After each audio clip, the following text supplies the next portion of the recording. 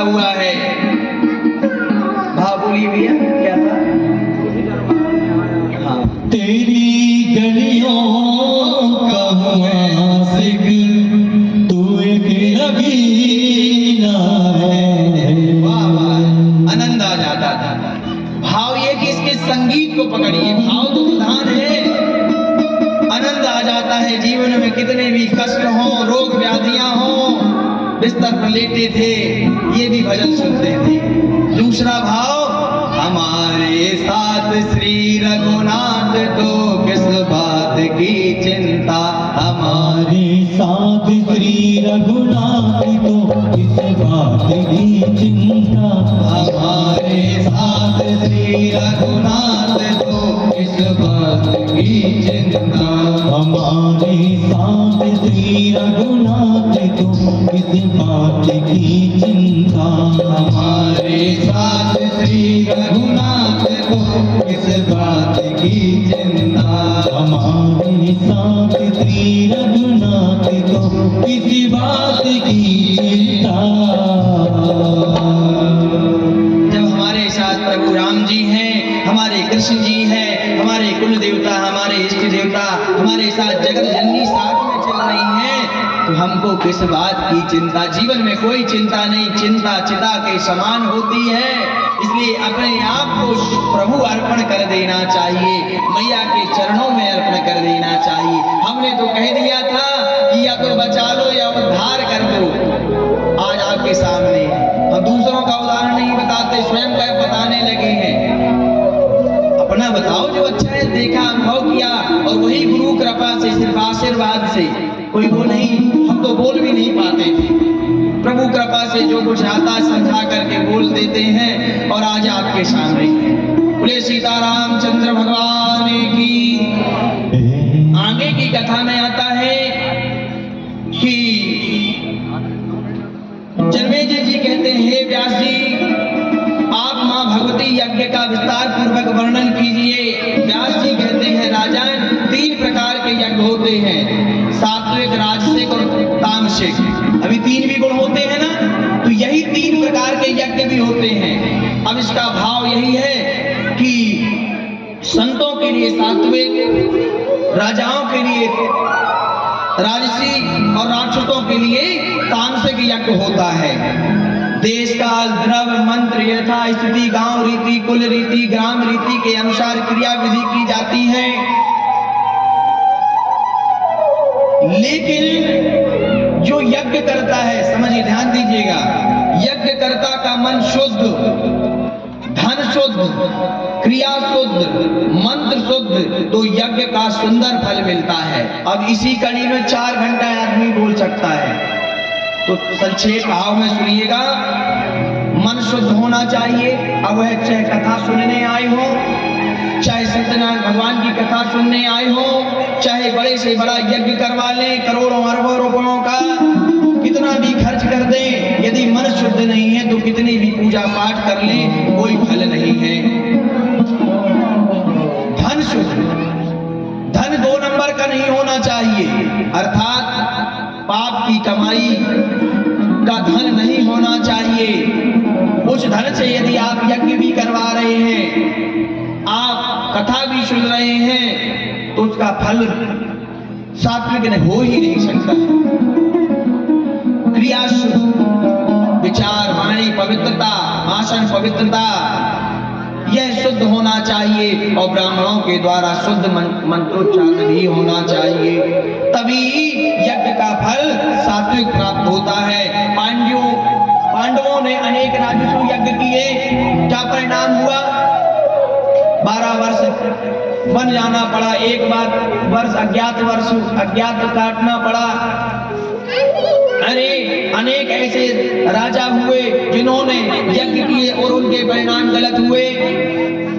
तो जब तक हमारा मन शुद्ध नहीं है, पवित्रता नहीं है, धन सदुपयोग का नहीं है, सात्विक वाला नहीं, तो कोई भी पूजा पाठ कर ले, उसका फल सात्विक हो ही नहीं सकता।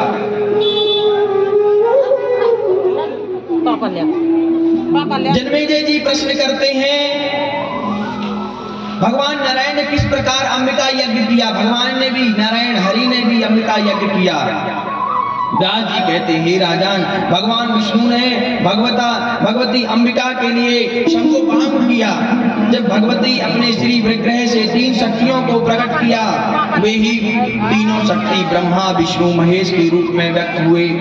विष्णु भगवान ही आधार शक्ति पृथ्वी को प्रकट किया, शेष के मस्तिष्क पर धारण कराया, पर्वतों का नाम महीधर पड़ा, सृष्टि का प्रारंभ हुआ, मरीचि, अत्रि, नारद आदि 10 पुत्र को प्रकट किया। ये सृष्टि के विस्तार यज्ञ अंबिका यज्ञ के फलस्वरूप हुआ और जिससे देवता दानव मनुष्य पशु पक्षियों की सृष्टि हुई। कश्यप जी की पत्नी यों से पक्षी आदि प्रकट हुए। ब्रह्मा जी ने दक्षिण वाम भाग से मनु और वाम भाग से शतरूपा जी को जन्म दिया। मनु और शतरूपा मैथुन क्रिया के द्वारा सृष्टि का विस्तार हुआ। उनकी 5 संतानें हुई। भगवान विष्णु देवी लक्ष्मी के साथ वैकुंठ में रहने लगे और भगवान शंकर उमा के साथ में रहने लगे। ब्रह्मा जी मैया के साथ में सरस्वती जी के साथ रहने लगे और ब्रह्मलोक को कैलाश पर्वत के शिखर पर बसाया, सुमेरु शिखर पर बसाया। एक दिन इंद्र जी को ब्रह्म हत्या का पाप लग गया। समुद्र मंथन हुआ, 14 रत्न निकले, अमृत निकला, विष निकला, भोले बाबा ने पी लिया। घोड़ा निकला, बलि को दे दिया गया। अनेक 14 रत्न निकले, अनेक देवी देवताओं को दे दिए गए। इससे आकाशवाणी हुई जब यह यज्ञ संपन्न हुआ। जब ब्रह्म हत्या लग गई तो लक्ष्मी भी लुप्त हो गई। समुद्र मंथन से लक्ष्मी जी निकली और उन्होंने नारायण को जयमाला पहना दी। आकाशवाणी हुई, हे हरि विष्णु, मैं आपसे प्रसन्न हुई, आपने यह संपन्न यज्ञ किया, अतः आप सभी देवी देवताओं में सर्वश्रेष्ठ होंगे।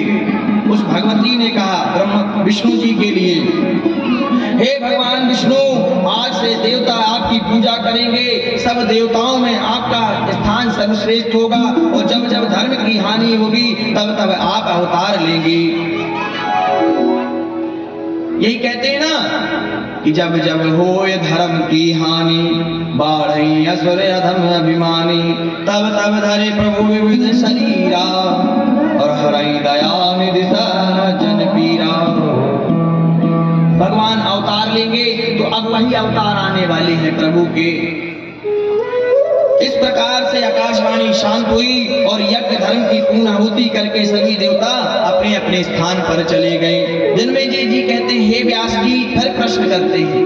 यहाँ प्रश्न पर प्रश्न चलते हैं कि भगवती की ऐसी क्या महिमा है जो साक्षात भगवान हरि ने उनकी आराधना की। अब ऐसी क्या महिमा है मैया की कि साक्षात हरि जो है वंदना कर रहे, प्रार्थना कर रहे, अंबिका यज्ञ कर रहे, भगवान विष्णु क्यों कर रहे हैं, क्या महिमा है ऐसी। तो व्यास जी ने कहा, हे राजन, यही प्रश्न मैंने एक बार देवताओं ने भी भगवती के प्रति किया था। महादेवी आप कौन हो, आपका स्वरूप क्या है, भगवती आप कहाँ रहती हो। तो देवी ने कहा, मैं ब्रह्म स्वरूप हूँ, प्रकृति और पुरुष संसार मेरे द्वारा ही निर्मित है, ब्रह्मादि के देवता सब मेरे ही स्वरूप हैं, ध्यान दीजिएगा सभी। अतः राजन, माता भगवती आदि शक्ति है, सब इनकी ही विभिन्न स्वरूप हैं और सर्वव्यापी हैं, साक्षात दया की मूर्ति हैं, ये मैया कह रही हैं। और कहती हैं कि यह सब मेरी ही क्रियाकलाप है, इस संसार में मैं ही उत्पन्न करती हूँ, मैं ही पालन करवाती हूँ और मैं ही समय आने पर इसका प्रलयांत करवा देती हूँ। अतः सब मुझ में ही अंत में विलीन हो जाते हैं, यह मेरा दायित्व है। इसलिए भगवान हरि यानी विष्णु भगवान को मैंने शक्ति दे रखी कि वही सभी देवताओं में पूर्ण होंगे यानी पूजन किए जाएंगे। जन्मेजय जी ने पुनः प्रश्न किया कि नवरात्रि के पूजन का विधि का विधान क्या है। ध्रुव संधि जी की कथा है, हम इसको कल सुनाएंगे।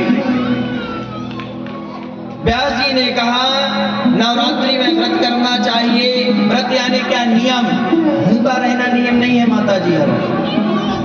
भूखा रहना व्रत नहीं है। व्रत कहते हैं अनुष्ठान, नियम पालन, कि हम यदि उपवास क्या है, सिर्फ न खाने को उपवास व्रत कह देते हैं, नहीं नहीं, व्रत यानी नियम होता है कि आज हम नियम लेते हैं, व्रत कर रहे हैं कि 9 रात्रि यानी 9 दिन 9 रात्रि माँ भगवती की आराधना में लीन रहेंगे। माँ के चरणों में अपने आप को 9 दिन अर्पित कर दिया और एक समय भोजन पा करके फलाहार लेकर के जीवित रहेंगे, नियम का पालन करेंगे। ये नहीं कि यहाँ बुराई चल रही है, गप्पे चल रही हैं और व्रत हो रहा है और दोपहर में फलाहार भी हो रहा है, लड्डू खाए जा रहे, मूंगफली तली जा रही, ये व्रत नहीं है। इससे अच्छा ना रहो, इससे अच्छा ना रहो। दूसरा, गोबर से लीपना चाहिए, मंडप बनाना चाहिए, ब्राह्मणों को समर्थ के अनुसार भोजन दान दक्षिणा करना चाहिए, कन्याओं को भोजन कराना चाहिए। 2 से 10 वर्ष की कन्या कही गई हैं, 2 वर्ष से 10 वर्ष की कन्या कही गई हैं। चारों वर्णों की कन्या पूजनीय हैं। ब्राह्मण और क्षत्रियों को विप्र कन्याओं का पूजन करना चाहिए। वैश्य को क्षत्रिय या वैश्य कन्याओं का पूजन करना चाहिए। चतुर्वर्ण के लिए चारों वर्ण की कन्याओं का पूजन करना चाहिए। और यदि कोई व्यक्ति पूरे नवरात्रि का व्रत ना कर पाए, अब कहते हैं हाँ बैठकी कौन कौन रहता है, बैठकी का व्रत, हाथ उठा लो भैयारो, जो रहता है, माता भैया है, अपने दादाजी, तो बैठकी के व्रत का लेकिन विधान नहीं है श्रीमद् देवी भागवत में। बैठकी के व्रत का विधान नहीं है। और सब रहते हैं जहां भेड़ चाल, अब देखिए सर आप पहले से रहते आए, कोई बात नहीं, लेकिन अब हम तो सीख रहे हैं ना, गुरु जी के द्वारा बताया जा रहा है। श्रीमद् देवी भागवत सुन रहे, अभी तक नहीं सुनी थी, पता नहीं था, कोई बात नहीं। कहते हैं जो भी व्रत ना रह पाए, बैठकी का कोई विधान नहीं है, उसे सप्तमी, अष्टमी और नवमी 3 दिन व्रत जरूर रहना चाहिए। सप्तमी, अष्टमी और नवमी, यदि कोई 9 दिन ना रह पाए तो 3 दिन अवश्य रहना चाहिए। सप्तमी, अष्टमी, नवमी, पंचमी नहीं,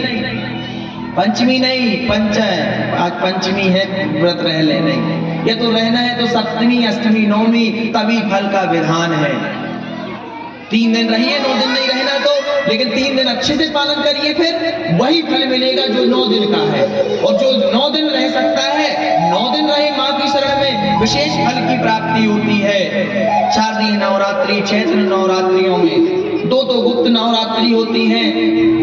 2 गुप्त नवरात्रियों में माता सती के जो नीचे का कटिभाग के अंग गए थे, वहां गुप्त रात्रियां मनाई जाती हैं, विशेष गुप्त पूजन होता है।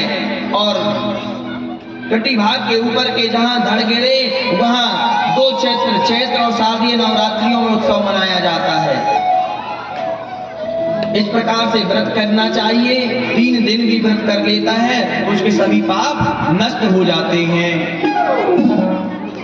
देवी का पूजन करना चाहिए, 4 नियम बताए गए हैं। दूसरा, कन्याओं का पूजन। तीसरा, ब्राह्मणों का भोजन, दक्षिणा और सौभाग्यवती स्त्रियों का भी पूजन करना चाहिए। मैंने बताया था ना कौन कौन होती हैं, बुआ, भनेजने और पंडित जी की पत्नी, जिनको हम पूजते हैं, ऐसी सौभाग्यवती स्त्रियां होती हैं, इनका भी पूजन कर लेना चाहिए। व्यास जी ने एक कथा और सुनाई। एक वैश्य था, समय के चक्र में वह बहुत निर्धन हो गया, भूख प्यास से पीड़ित हो गया, माँ भगवती की आराधना करने लगा और माँ भगवती ने उसका कल्याण कर दिया। कथा आती है कि राम जी ने भी जब माता सीता जी को रावण हरण करके ले गया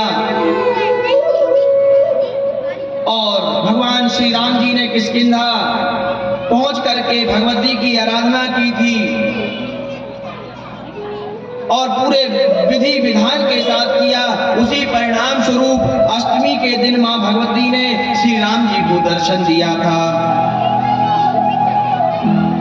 जब मां का हरण हो गया, दुखी बैठे हुए थे, नारद जी ने आया, नारद जी आए, देवर्षि नारद जी कहते हैं प्रभु आप दुखी क्यों हैं?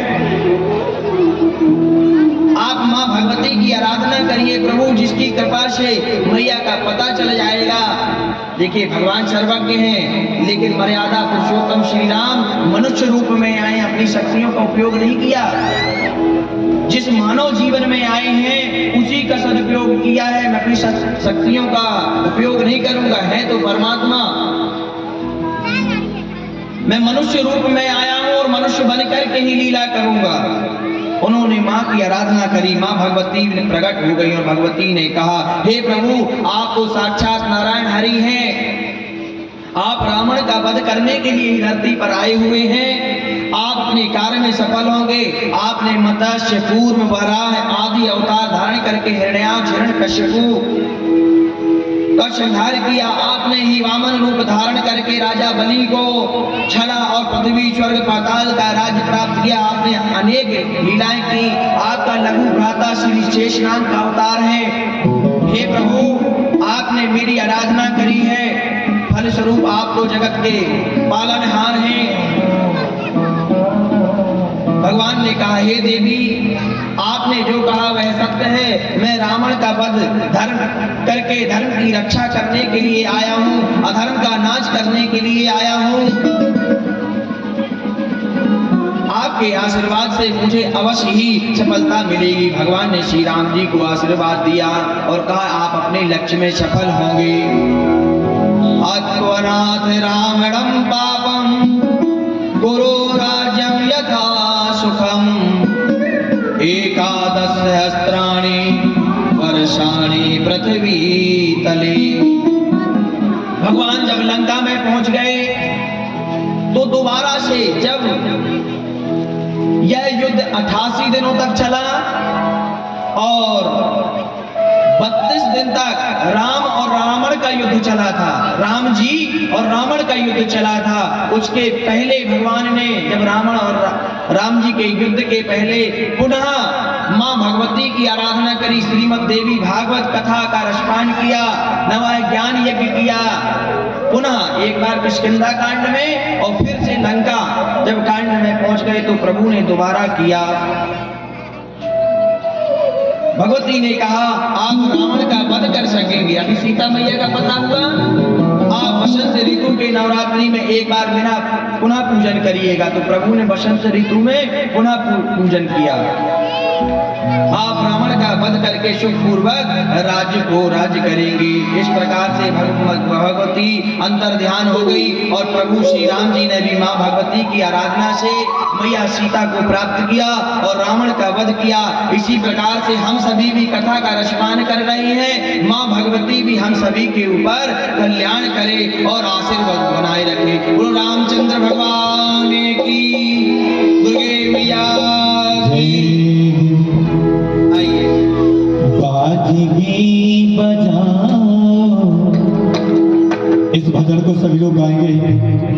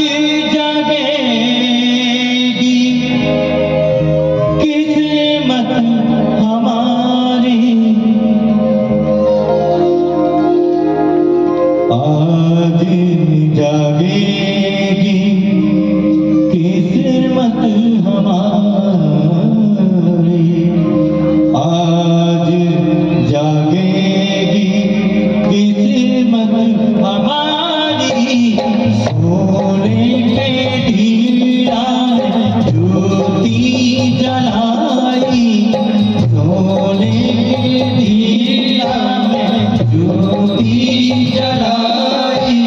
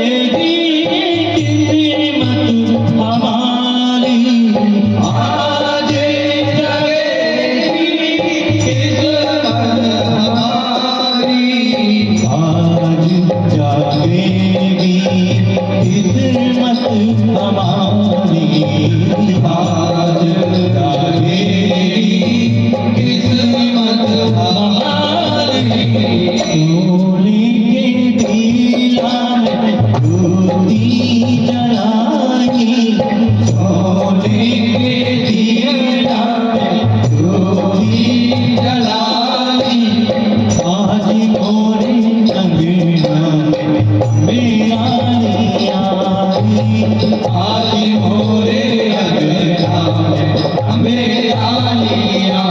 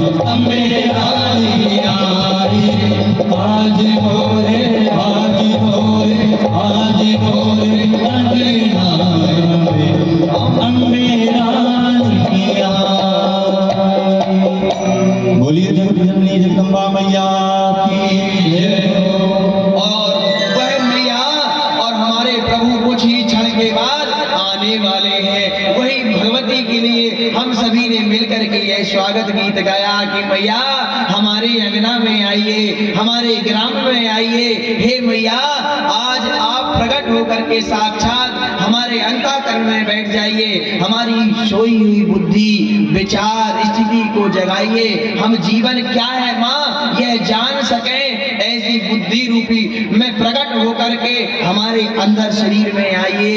हे माँ, हम आपको बुला रहे हैं, आओ तो रखिए, बुलाइए तो। कौन कौन बुलाया है हाथ उठाइए।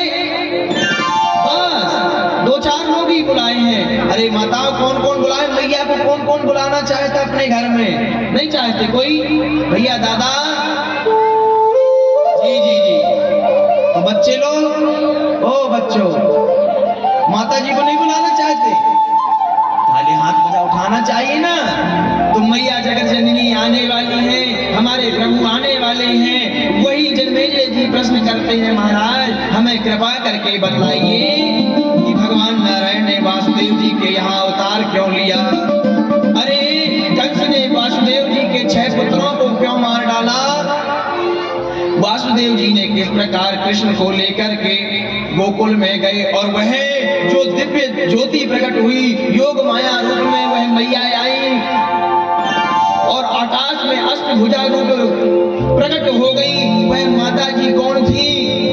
हमें कृपा करके हमें यह पवित्र कथा सुनाइए और विस्तार से सुनाइए। हम सुनना चाहते हैं, क्योंकि यह कथा ऐसी है, कैसी है? कृष्ण कथा मीठी है, रस को प्रदान करने वाली है। अतः कृष्ण रस की मीठी बोली हमको पवान व्यास जी से कह रहे हैं जन्मेजय जी। और प्रभु भी तभी तभी अवतार लेते, कब कब? जब जब हो या धर्म की हानि, जब जब होए धर्म की हानि, जब जब हो या धर्म की हानि, जब जब होए धर्म की हानि, जब जब हो या धर्म की हानि, जब जब होए धर्म की हानि, बाढ़ई असुर रामाया अभिमानी, मारई असुर अधम अभिमानी, जब जब हो या धर्म की हानि, जब जब होए धर्म की हानि, बाढ़ई असुर अधमाया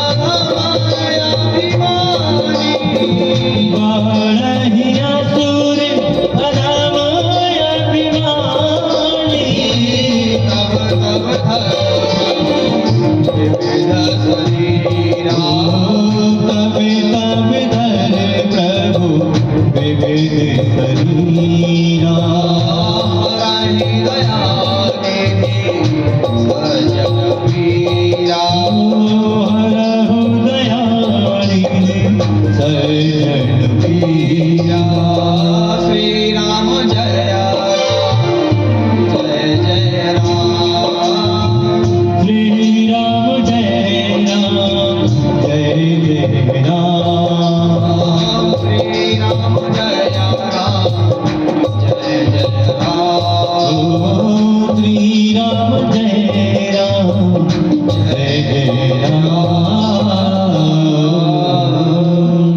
व्यास जी कहते हैं कि जब जब धर्म की हानि होती है, अधर्म की वृद्धि होती है, कलिकाल में प्रभाव दिख रहा है ना, लोग अधर्म पर ज्यादा जा रहे हैं, धर्म पर कोई चलने को तैयार नहीं, जिसका जो कर्म है वह करने को तैयार नहीं, जो जिस वर्ण व्यवस्था में है वह मानने को तैयार नहीं।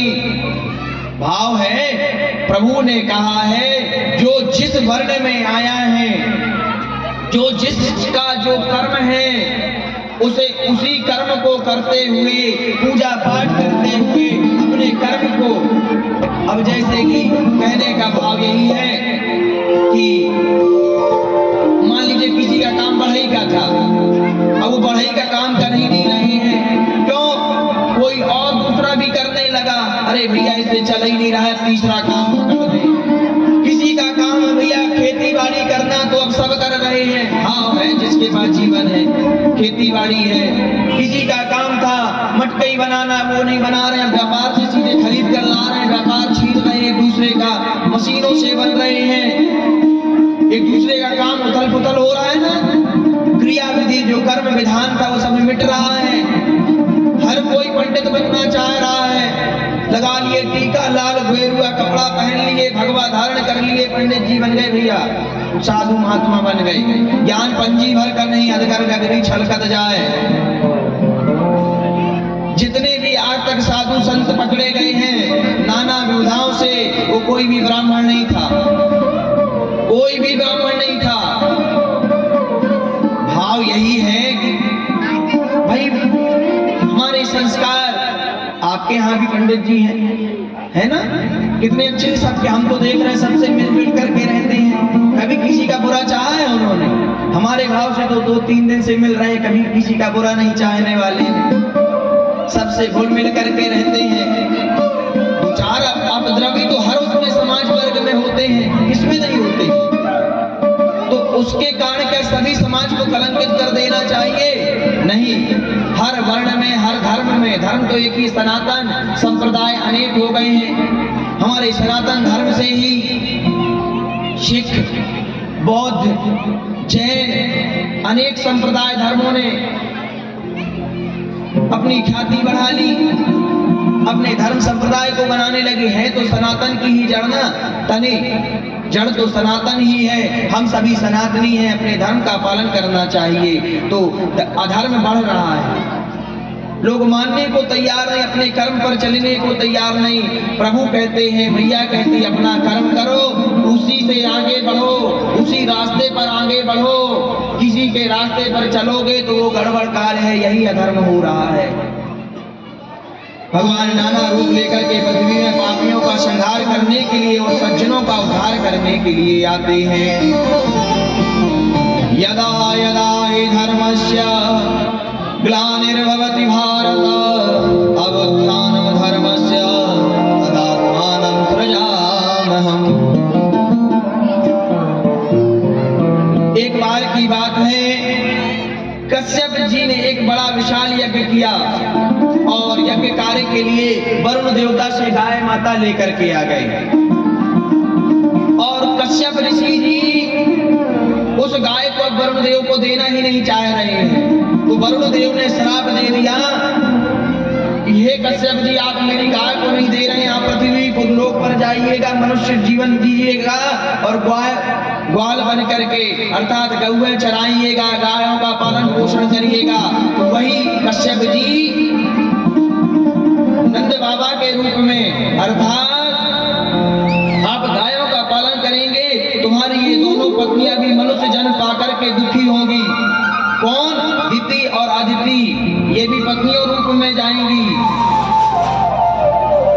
और ब्रह्मा जी को भी यह पूरी बात बता दी। अब जाकर के वरुण देव जी ने भी श्राप दे दिया और ब्रह्मा जी को भी अब क्रोध आ गया और उन्होंने भी पौत्र कश्यप जी को श्राप दे दिया कि मनुष्य शरीर से पृथ्वी पर यादव वंश में जाओगे और तुम्हारी पत्नियां, दो पत्नियां दिति और अदिति, दैत्यों की माता और देवताओं की माता, गोपालन का कार्य करेंगी। इस प्रकार वरुण और ब्रह्मा जी के श्राप से कश्यप जी को पत्नियों सहित मानव शरीर धारण करना पड़ा।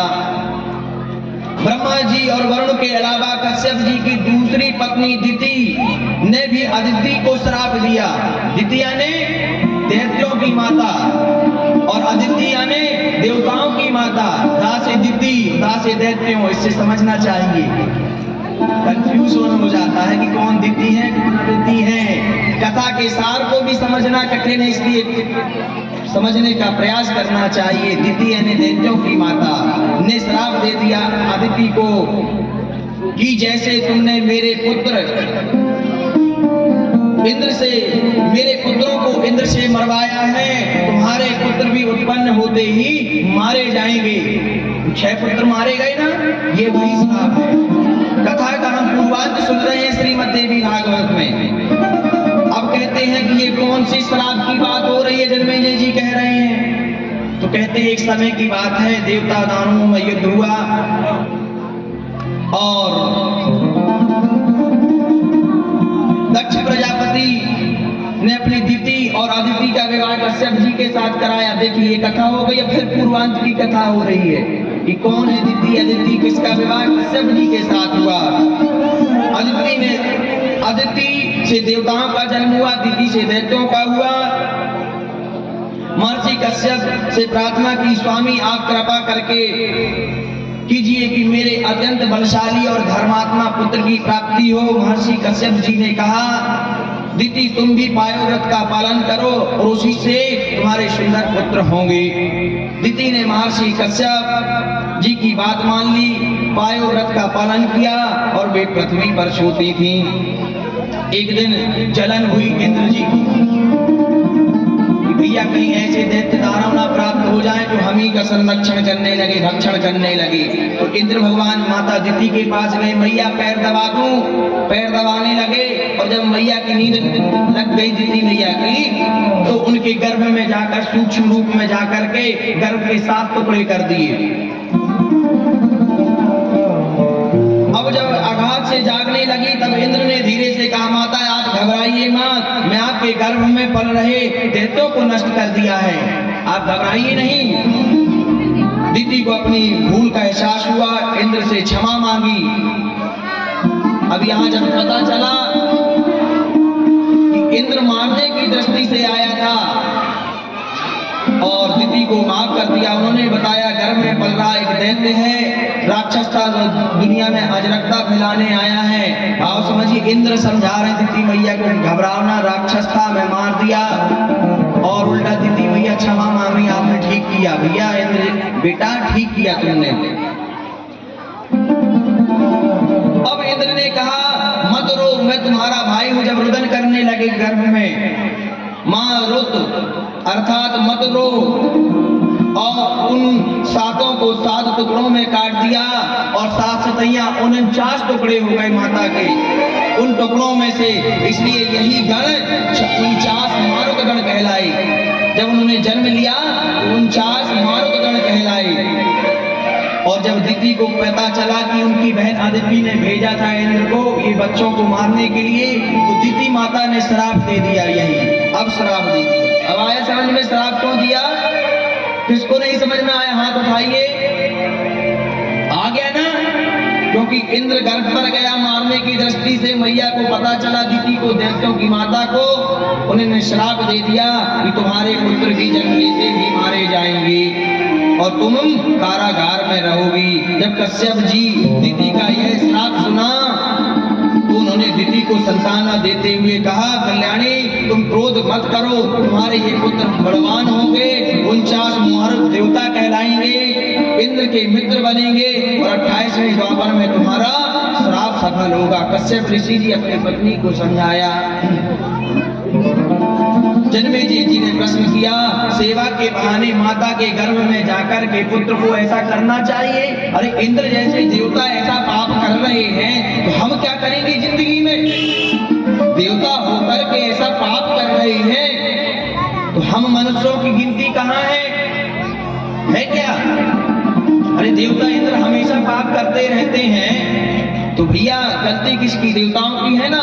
तो कहते हैं इसमें कोई बड़ी बात नहीं है, क्योंकि इस जगत व्यास जी ने कहा यह सब किसका प्रभाव है? माया का प्रभाव है। मैया की माया सबको मोह डालती है। अच्छे अच्छे ज्ञानियों के ज्ञान का कोई काम नहीं आता, उनका भी ज्ञान वह माया में पड़े होकर के अज्ञानता का कारण बन जाते हैं। माया ही सबको मोह में डाल करके विकार उत्पन्न कर देती है। शिव विरांति कछु मोही को है बपुराया और असजिय जानि भजई मुनि मायापति भगवान। यह माया जब शिव जी ब्रह्मा जी को भी मोहित कर लेती है तब दूसरा बेचारा क्या करेगा? अरे ऐसा जानकर के मुनि लोग उस माया के स्वामी भगवान का भजन करते हैं और क्या कहते हैं? ये माया तेरी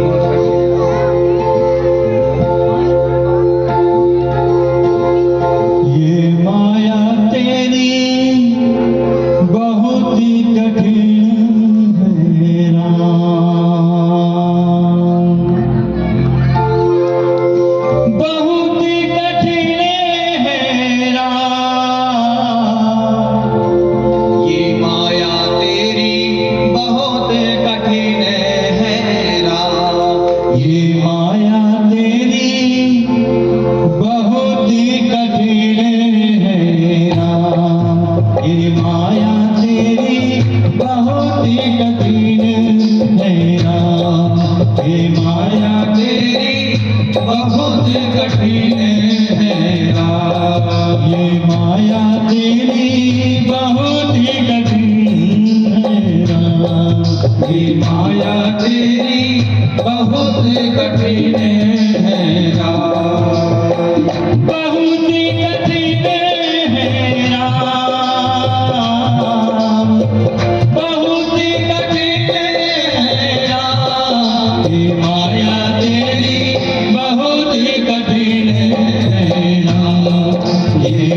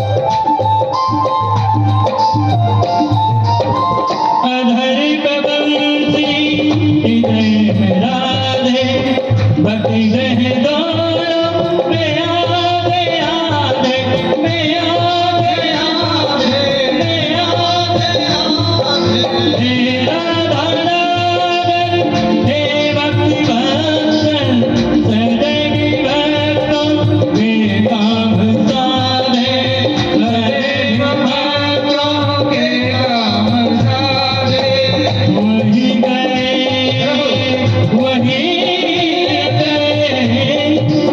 वही गए जहाँ पे पुकारे हे नाथ नारायण वासुदेवा कृष्ण गोविंद हरे मुरारी हे नाथ नारायण वासुदेवा। सभी लोग राधे की सेवा के साथ इस महामंत्र को जपेंगे। राधे कृष्णा कृष्णा कृष्णा राधे राधे राधे कृष्णा कृष्णा राधे कृष्णा राधे कृष्णा कृष्णा कृष्णा राधे राधे राधे कृष्णा कृष्णा कृष्णा राधे राधे राधे कृष्णा कृष्णा कृष्णा राधे राधे राधे कृष्णा कृष्णा कृष्णा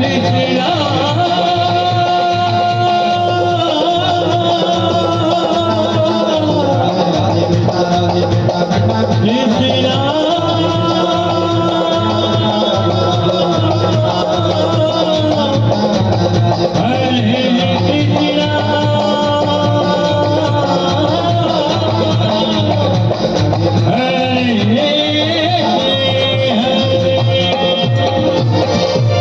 श्री रामचंद्र भगवान की। मैया की माया ऐसी है कि सबको मोह लेती है। तो हम और आप क्या हैं? इसी माया के निरूपण में इंद्र भी मोहित हो जाते हैं और माया के जाल पर फंस जाते हैं। हम माया को वैसे ही समझते हैं जैसे अंधेरे में रस्सी को सांप समझ लेते हैं। माया क्या है? माया दिखाई नहीं देती। जैसे हम पिक्चरों में, पिक्चर देखा है कोई कि नहीं? टीवी में अग्नि जली दिखती है कि नहीं? तो क्या वास्तव में अग्नि जली है? लेकिन डर जाते हैं, बताओ फलाने की बिल्डिंग जल गई, फलानी लड़की हीरोइन जल गई, हीरो जल गया। भाव आता है कि नहीं? अरे दादा बताओ जल गई, भाव तो आया ना। लेकिन वह सिर्फ एक एक्टिंग है, कैमरा में दिखाई हुई है, वास्तव में नहीं है। तो यही माया है लेकिन दिखाई नहीं देती है। माया अच्छे अच्छों को नचा देती है।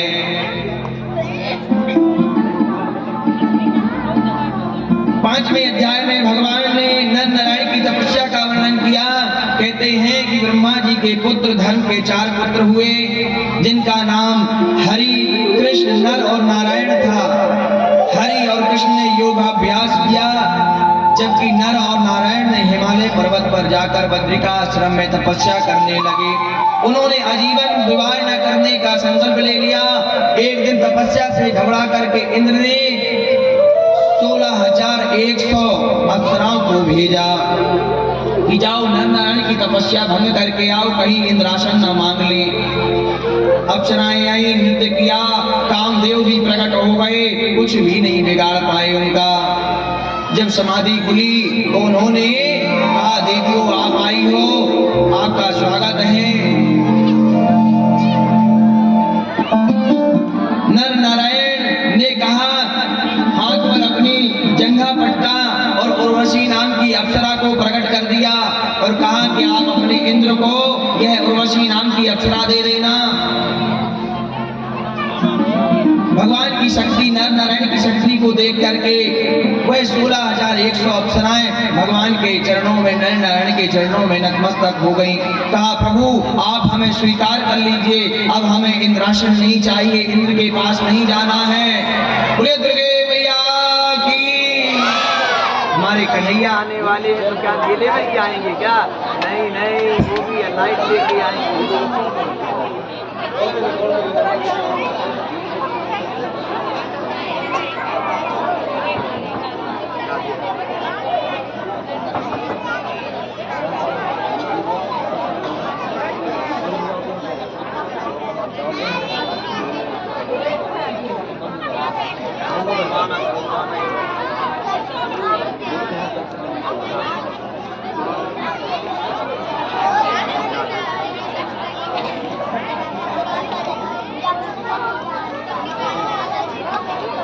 सीतारामचंद्र भगवान की, राधे रानी की, कृष्ण कन्हैया की, मुरली भजैया की। क्या कहते हैं, भाव समझिएगा।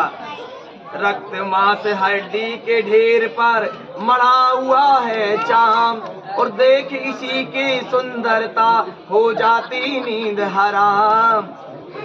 ये माया तेरी बहुत कठिन है राम। रक्त मांस हड्डी के ढेर पर, ये हड्डी का ढेर है, इस पर ये माया चढ़ी हुई, इसकी सुंदरता को देख करके अच्छे अच्छे मोहित हो जाते हैं कि नहीं।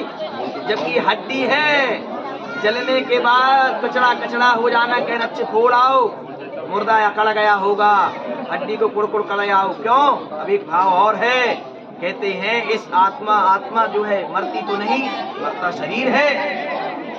आत्मा विचरण करती है, अपने शरीर से मोह करती है, इसलिए कहे वो हड्डी को जाके लकड़िया से टूटाओ। तो जलती हुई आग में शाम को दो लोग जाते हैं लकड़िया लेके और उसको ठूस ठूस देते हैं, यही सत्यता है। तो फिर इसे चमड़ी से क्या मोह करना। दूसरा भाव, करता नित्य विरोध क्रोध का, कहता बुरा परिणाम। जब दूसरा कोई क्रोध करता है तो कहता है गुस्सा ना कर, इसका गलत अर्थ होगा, लड़ाई झगड़ा ज्यादा हो जाएगी। और फिर क्या कहता है, होता क्रोधित तो स्वयं होती, होता क्रोधित स्वयं तो होती, बाणी बिना लगाम। ये माया तेरी बहुत कठिन है राम। प्रभु की माया ऐसी ही है, और भी कथाओं बताएंगे अभी। बोले दुर्गे मैया की। भगवान नर नारायण ने कहा उर्वशी को ले जाओ, दे दो। सभी अप्सराएं भगवान के चरणों में नतमस्तक हो गई, बोले दासी बना लो। नारायण क्रोध में हो गए, बोले क्रोध मत करो। क्रोध के कारण प्रहलाद जी से 100 वर्षों तक युद्ध करना पड़ गया है, इसलिए क्रोध ना करो। हम नर नारायण हैं, भगवान के अंश अवतार हैं हरि के। प्रहलाद जी से 100 वर्षों तक युद्ध करना पड़ गया था क्रोध के कारण ही, इसलिए क्रोध ना करो। प्रेम में आ गए, बोले देवियों हमने संकल्प लिया विवाह नहीं करेंगे। हाँ, हम आपको वचन देते हैं, वराह कल्प में, वराह कल्प जो चल रहा है, वराह कल्प में व्यवस्थ मनवंतर के 28वें द्वापर युग में कृष्ण जन्म होगा तो आप लोगों को स्वीकार कर लेंगे। तदा भवत्यो मद्दारा प्राप्य जन्म प्रथा प्रथा भूपते नाम सुता भूत्वा पत्नी भावम गमेष्यथ। हम जब कृष्ण रूप में आएंगे द्वापर में तो आप लोगों को स्वीकार कर लेंगे। वही विवाह भगवान ने किया है कृष्ण रूप में। लोग कहते हैं भगवान ने 16,108 कर लिया तो हम 2-4 नहीं कर सकते क्या? अरे भगवान ने जो किया और वो कर सकते हो क्या? ये चीज तो जरूर बोलोगे। ऐसा जो भगवान ने किया वह नहीं, हमको कॉपी थोड़ी करना है उनके अनुसरणों पर। जो अच्छी चीज है वह करो। भगवान ने गिरधर राज्य उठाया, उठाओ। भगवान ने 6 दिन के थे पूतना का उद्धार किया, करो। विष पिया, पियो। ऐसे कार्यों के लिए नहीं कहेंगे जो सरल है, जो अपने फायदे का है, स्वार्थ का है, काम वासना का है, ऐसा काम जरूर कहेंगे कि एक की जगह 2 हो। ये नहीं कहेंगे कि हम भी ऐसे काम करेंगे जो प्रभु ने किया। जन्मेजय जी ने आगे प्रश्न किया कि महाराज कृपा करके बताइए नर नारायण प्रहलाद जी का युद्ध कैसे हो गया। तो एक समय की बात है, कोई ऋषि लेकर के पाताल लोक में चले गए, समुद्र में गए, विचरण करने गए हुए थे प्रहलाद जी।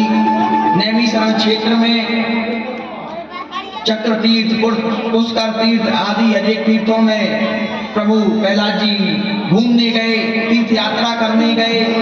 च्यवन मुनि की बात सुन करके प्रहलाद जी पूरे नगर वासियों को लेकर के नैमिषारण्य का दर्शन करने गए।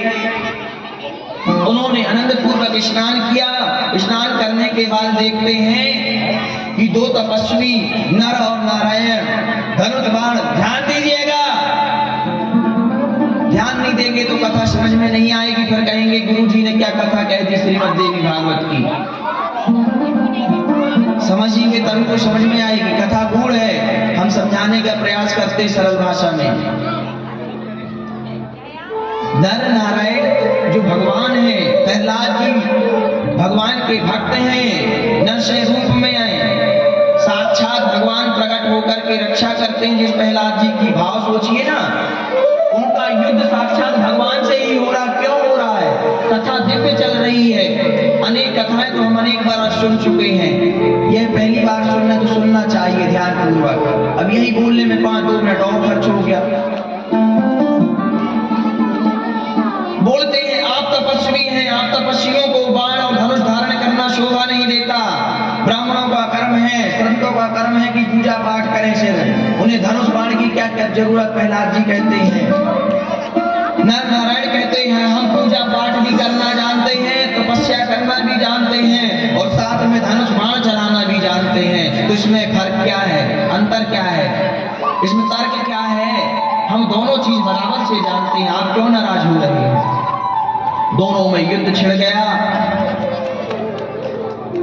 युद्ध होने लगा, 100 वर्षों तक युद्ध चला और प्रहलाद जी किसी प्रकार से भगवान नारायण को नहीं जीत पाए। तब वहां साक्षात भगवान श्री हरि नारायण प्रकट हो गए। बोले श्री हरि भगवान नारायण की। भगवान ने कहा यह भक्त है मेरा, हे प्रहलाद जी यह भगवान मेरे ही अंश अवतार है, आप क्रोध मत करें, यह मेरी ही लीला है, आप अपने धाम को जाइए, आप यहाँ पर लड़ाई मत करिए, आप इनसे विजय नहीं हो सकते हैं, यह मेरी ही अंश अवतार नर और नारायण हैं, इसलिए आप इनको यहाँ से प्रणाम करके चले जाइए। और प्रहलाद जी वहां से चले गए। बोलिए भक्त वत्सल भगवान की। तो इस प्रकार से 100 वर्षों तक युद्ध हुआ।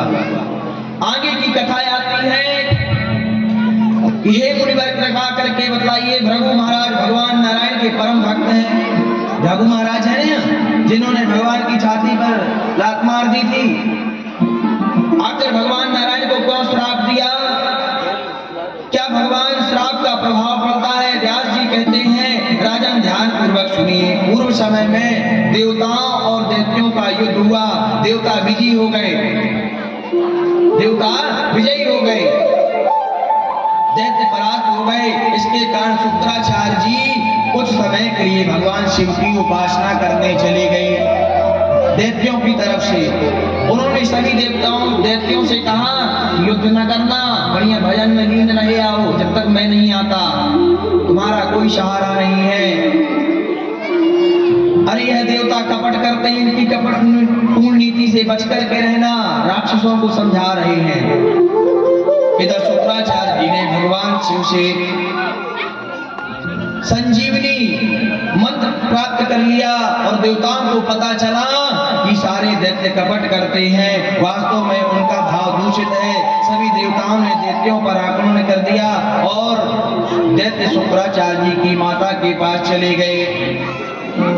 अभी प्रकट उत्सव होने वाला है, 10-15 मिनट के बाद सभी बढ़िया ध्यान पूर्वक बैठिए और भगवती की कृपामयी रसमयी इस कथा का श्रवण पान करिए। अब देखिए ये कथाएं छोड़ देंगे, सीधे पहुंच जाएंगे, तो थोड़ी सा साथ तो लेते जाइए ना हर कथा का। आनंद लेना बस विषय नहीं है, जानना समझना भी तो विषय है। अब भी हम 2 मिनट में पहुंच जाएंगे, अब भी हम मन की गति और क्या है, हमको ग्रंथ का पेज पलटाना है, कुछ भी नहीं। तो समझिए 2 मिनट, अभी 6 भी नहीं बजा है। बोले सीताराम चंद्र भगवान की। इस प्रकार से शुक्राचार्य जी की माता के शरण में चले गए, दैत्यों का वध नहीं कर पाए। शुक्राचार्य जी की माता ने योग बल से सभी देवताओं को आक्रांत कर दिया। सभी देवता नारायण हरि की शरण में चले गए, देवता हरि की शरण में, क्योंकि माता जी आ गई शुक्राचार्य जी की। अब ये बस विषय तो नहीं है कि 2-4 भजन गाएं और इसी में आनंद लें, कथा से क्या मतलब, ऐसा भाव किसी का तो नहीं है। भाव नहीं रहना चाहिए माता जी, हरो कथा ज्ञानात्मक होती है, साथ लेना चाहिए, है ना। तो सुनिए, श्रवण करिए, 5-10 मिनट और दीजिए। प्रभु आने ही वाले हैं, उनके आगे की कथा तो सुन लो कि किस कारण से प्रभु आए। हम तो अभी प्रभु को 2 मिनट में प्रकट कर देंगे, आइए कन्हैया हम आपको पुकार रहे हैं, प्रभु हमारे आ जाएंगे। 2 मिनट दीजिए। तब भगवान नारायण ने चक्र से शुक्राचार्य को क्रोध आ गया। उन्होंने भगवान को श्राप दिया कि तुम्हें मेरे वंश से मृत्यु लोक में अनेक बार जन्म लेने पड़ेंगे और मनुष्य रूप जन्म लेने के कारण तुम्हें बार बार गर्भवास के दुख को भोगना पड़ेगा। भृगु महाराज ने श्राप दे दिया। इसी कारण से भगवान अनेक अवतार लेते हैं गर्भ से। समझ में आ गई कथा? भगवान क्यों आते हैं? इन श्रापों के कारण। अवतारा मृत्यु लोके संतु मक्षाप संभवा प्रायो गर्भवं दुःखं भुंक्षव पाप जनार्दना। भगवान नारायण को श्राप देने के बाद भृगु जी ने अपने तप के प्रभाव से अपनी मरी हुई यानी मृत्यु लोक में गई हुई पत्नी दी को पुनः जीवन दान दे दिया। ख्याति देवी जी को शुक्राचार्य जी की माता और शुक्राचार्य जी की माता और भृगु महाराज की पत्नी ख्याति देवी को जीवन दान दे दिया, जिससे सभी लोगों ने भृगु महाराज को उनकी पत्नी की स्तुति गाई। जन्मेजय जी कहते हैं मुझे अब अवतारों की कथा सुनाइए। अब प्रभु आने वाले हैं। धीरज धर्म सुतरम पारा, धीरज धर के सुनेंगे तो कर जाएंगे, नैया पार लग जाएगी।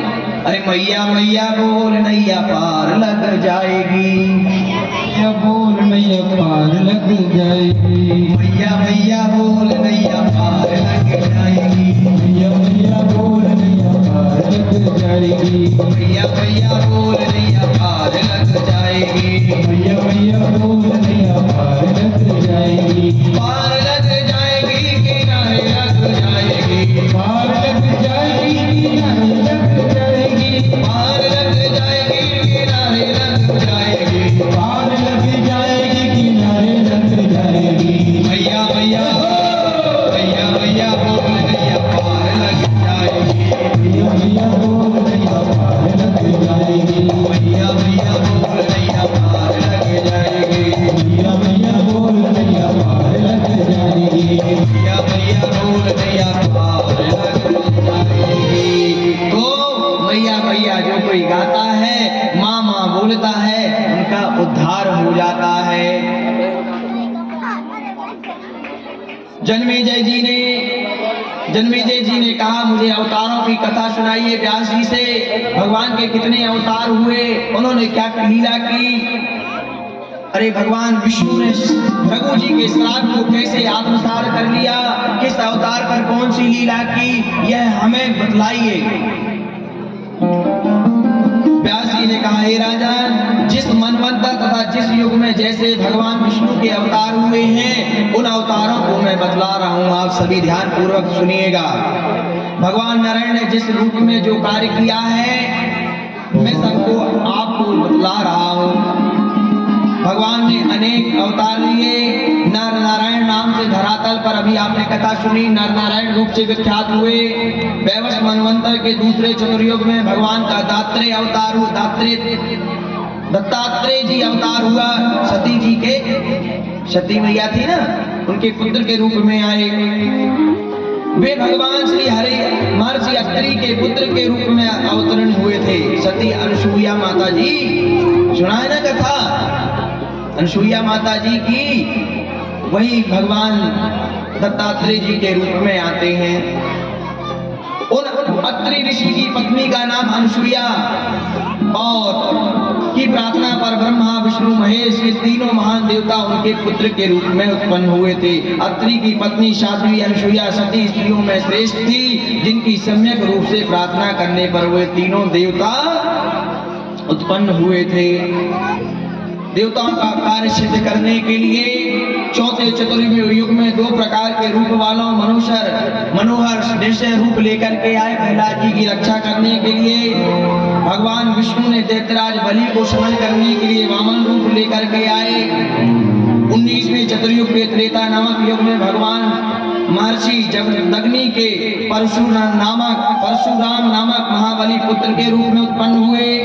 क्षत्रियों का नाश कर डालने वाले उन प्रतापी सत्यवादी जितेंद्रिय परशुराम जी ने संपूर्ण पृथ्वी महात्मा कश्यप को दे दी। हे राजेंद्र, मेरे अद्भुत कर्म वाले भगवान विष्णु के पाप नाशक परशुराम नामक अवतार का यह वर्णन किया। भगवान विष्णु ने त्रेता युग में रघुवंश में दशरथ पुत्र राम जी के रूप में आए। पिता की आज्ञा पालन करके 14 वर्ष के लिए वनवास किया।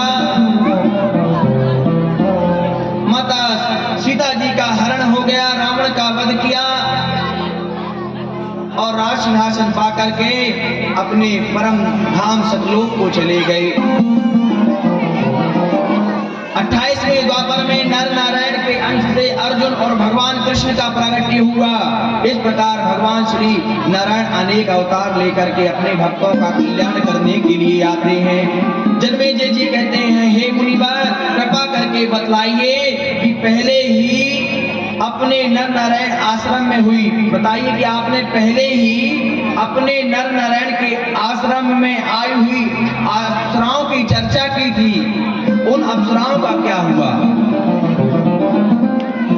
बोले उन अप्सराओं का कुछ नहीं हुआ, वह वापस चली गई और वह अब समय आने वाला 28वां मनवंतर कृष्ण कन्हैया अवतार लेने वाली है। वह अब अप्सराएं कृष्ण कन्हैया की दासी बनेगी, राजकुमारियां बनेगी। वह दासियां अब जन्म ले करके आती हैं और इस प्रकार नर नारायण बद्रिकाश्रम में रहने लगे और तप करने लगे। अप्सराएं चली गई। जय जय बद्री विशाल भगवान नारायण, जय जय बद्री विशाल भगवान नारायण, जय जय बद्री विशाल भगवान नारायण, जय जय बद्री विशाल भगवान नारायण, जय जय दीन दयाल भगवान नारायण, जय जय दीन दयाल भगवान नारायण, नारायण नारायण नारायण, श्री नारायण नारायण नारायण, भज नारायण नारायण नारायण, भजन नारायण नारायण नारायण, अम्बे नारायण नारायण नारायण, भक्त नारायण नारायण नारायण, आशा भीम नारायण नारायण, नारायण नारायण, भगवान आने वाले हैं, प्रभु आने वाले हैं, इसलिए बुला तो ले कि हे नारायण भगवान आइए, ऐसे बुलाने का मेरा भजन करे, इसलिए भजन करिए भाव से। तो ब्रह्मा नारायण नारायण नारायण, ब्रह्मा नारायण नारायण नारायण, ग्राम पड़रिया के सभी भक्त और भक्तजन नारायण, नारायण नारायण नारायण, जय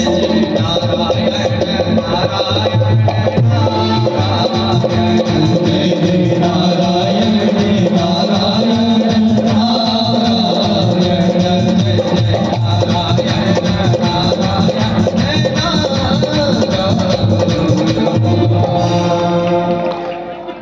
बोले नारायण भगवान की। वेद व्यास जी ने कहा नर नारायण ही अर्जुन और कृष्ण के रूप में आए। जन्मेजय जी ने कहा आप विस्तार पूर्वक कथा हमको श्रवणपान कराइए, संक्षेप में नहीं, विस्तार पूर्वक बताइए कृष्ण कन्हैया की कथा। यही तो भागवत जी है, यही तो देवी भागवत सभी कथाओं का सार है।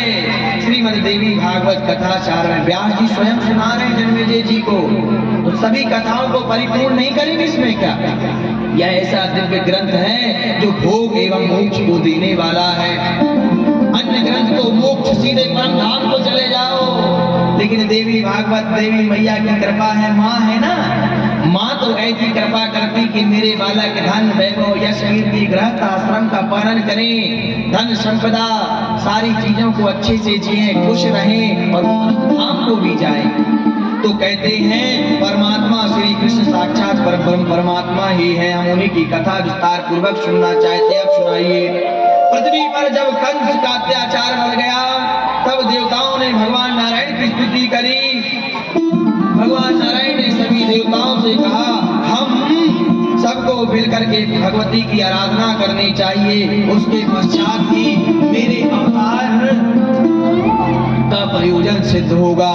सभी देवतागण मां भगवती की शरण में गए कि हे देवी, प्रकट होइए। माता भगवती प्रकट हो गई। भगवती ने कहा, हे देवताओं, मैं पृथ्वी पर अवतार लूंगी और सभी दुष्ट राजाओं का संहार करूंगी, विनाश करके इस पृथ्वी के भार को समाप्त करूंगी। मेरे अवतार लेने के पहले कश्यप जी अपनी पत्नी के साथ देवकी के नाम से अवतरित होंगे और उन्हीं उसी प्रकार भृगु महाराज के श्राप से भगवान नारायण भी देवकी के पुत्र के रूप में प्रकट होंगे। मैं गोकुल में यशोदा जी के गर्भ से जन्म लूंगी, यानी उत्पन्न होंगी और देवताओं का सारा कार्य सिद्ध कर दूंगी। कार्यम सर्वम करिष्यामि सुराणाम सुरसत्तमः कारागारे गतम विष्णुम प्रपश्यामि गोकुले। कारागार में अवतीर्ण होने वाले भगवान नारायण को मैं गोकुल पहुंचा दूंगी। सब कुछ बता दिया और गोकुल पहुंचा दूंगी। गोकुल से वासुदेव जी मुझे लेकर के आ जाएंगे।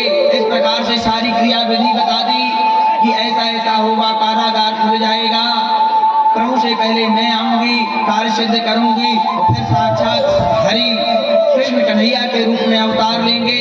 मैं यह वरदान देती हूँ और कार्य प्रभु का यह सिद्ध होगा। अभी मथुरा नगरी क्या है? कहते हैं, एक दृष्टांत है, कथा है, यमुना के तट पर मधुवन नाम का एक बड़ा ही सुंदर वन था। वहां पर लवणासुर का नाम का एक बहुत बलवान दानव रहता था। भगवान श्री राम के छोटे भाई युद्ध हुआ था ना, देखा है राम कथा में, रामायण में शत्रुघ्न जी लड़ते हैं और उसका जो है उद्धार कर दिया और वध करके मथुरा नाम की नगरी को बसाया शत्रुघ्न जी ने। कुछ समय बाद वहां यादवों ने अधिकार कर लिया। अब कथाएं आती है कृष्ण भगवान के वंशावली की। पूर्व काल में राजा अयाति के पुत्र शूरसेन हुए, शूरसेन के पुत्र वसुदेव जी हुए। उस समय वहां के राजा उग्रसेन जी थे। उनका कंस नाम का एक दैत्य पुत्र, प्रतापी पुत्र था, जो दैत्य था। वासुदेव जी का विवाह अपनी चचेरी बहन देवकी से अपने यश कीर्ति वैभव को बढ़ाने के लिए करवाया, जिसके कारण आकाशवाणी हुई। जब वह लेकर के जा रहे थे, यात्रा निकाल रहे थे, कहते हैं, अरे मूर्ख, तू जिस चचेरी बहन के विवाह में उत्सव मना रहा है, उसी की 8वीं संतान तेरे वध का कारण बनेगी, तेरा वध करेगा, अतः सावधान हो जा। कंस को क्रोध आ गया। उसने अपनी घरान से तलवार निकाली और देवकी के ऊपर रख दिया। सभी गोपवालों ने बहुत कुछ समझाया, अरे मेरी बहन है। कंस नहीं माना और वासुदेव जी ने निवेदन किया। मित्र महाराज भी थे और मित्र भी थे। मैं कभी झूठ नहीं बोलता, तुम्हें पता है। मैं वचन देता हूँ कि इसकी जो भी संतान होंगी आपकी बहन की, मैं तुम्हें सौंप दूंगा।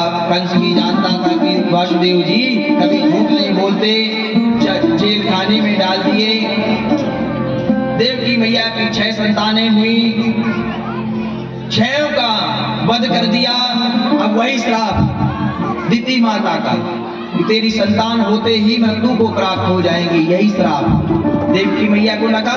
पुत्र हुआ और कंस के द्वारा मार दिया गया। 7वें रूप में बलराम जी आए, योग माया के द्वारा रोहिणी के गर्भ में स्थापित कर दिया गया। यहाँ यशोदा मैया के गर्भ से प्रकट हो गई योग माया रूपी देवी। 8वें रूप में साक्षात नारायण माँ के गर्भ में आ गए। अष्टमी देव की गर्भे भगवान सात्वां पति उवास देव कायार्थम भारावतरणाय च। भगवान नारायण जब देव की माँ के गर्भ में आए थे तो देवकी के माँ का तेज कई गुना बढ़ गया। धीरे धीरे भगवान के गर्भ का समय व्यतीत हुआ। भादों का महीना आ गया। ये माता जी भी ले जाइए। भादों का महीना आ गया, कृष्ण पक्ष आ गया, रोहिणी नक्षत्र आ गया, अष्टमी की तिथि आ गई, अर्धरात्रि आ गई और मध्याह्न में ठीक 12 बजे श्री हरि नारायण बालक रूप में प्रकट हो गए। और इधर गोकुल में साक्षात मैया योग माया रूप अष्टभुजाधारी मैया भी प्रकट हो गए। बोले विंध्यवासिनी माता की। अब कृष्ण कन्हैया यहाँ प्रकट होंगे, ले जाएंगे, तभी यहाँ आएंगे तो अष्टभुजा रूप में मैया कंस को बतलाएंगी। आकाशवाणी के माध्यम से भगवान ने कहा, हे वासुदेव आप हमें लेकर के नंद भवन छोड़ करके आइए, वहां से योग माया को लेकर के आइए। तुरंत 8 फाटक खुल गए, जंजीरें सब अपने आप टूट गई, सारे पहरेदार सो गए। वासुदेव जी यथाशीघ्र भगवान कृष्ण कन्हैया को यमुना से पार करके ले गए और गोकुल में छोड़ करके आ गए। वहां से योग माया को लेकर आए। कंस को पता चला, कंस आया और योग माया को जैसे ही पटकने लगा, वह अष्टभुजाधारी माँ विंध्यवासिनी प्रकट हो गई। बोली योग माया विंध्यवासिनी मैया की। माँ कहती है, दोस्त तुझे मारने वाला इस ब्रज में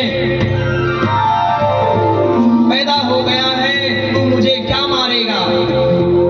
और इस प्रकार से वह योग माया विंध्याचल पर्वत में चली गई, जो आज भी सभी भक्तों को कल्याण करती हैं, सभी दीन दुखियों के दुख को हरती हैं। आज भी वह मैया विराजमान है। बोले विंध्यवासिनी माता की। ज्योति पुंजे गगन से चढ़ा धरा की ओर, छाया था जहाँ पाप का अंधेरा।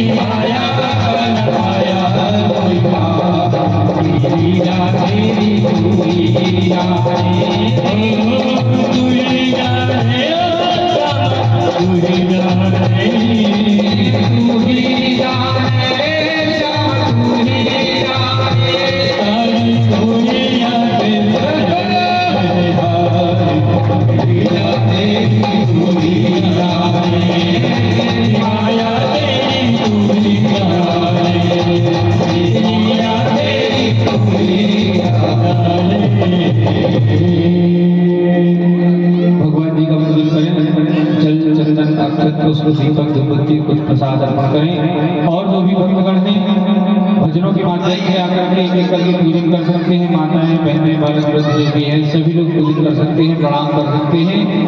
भगवान का जन्म हुआ है, आइए नंद उत्सव मनाते हैं सभी लोग मिलकर के भजनों के द्वारा। ओम कृष्णं विग्रहं साक्षौ पदौ क्रीडान्यग्रागतौ प्राप्तिं गोवर्धनाध्यक्षौ कृष्णवल्लभलालसौ। बोलिए नंदन भगवान की जय, कृष्णानंदन सरकार की जय। अब सभी लोग अपने स्थान पर खड़े हो जाएं और सम्मिलित होते हैं भगवान के जन्मोत्सव में। तो सभी लोगों को हाजिरी लगाना है।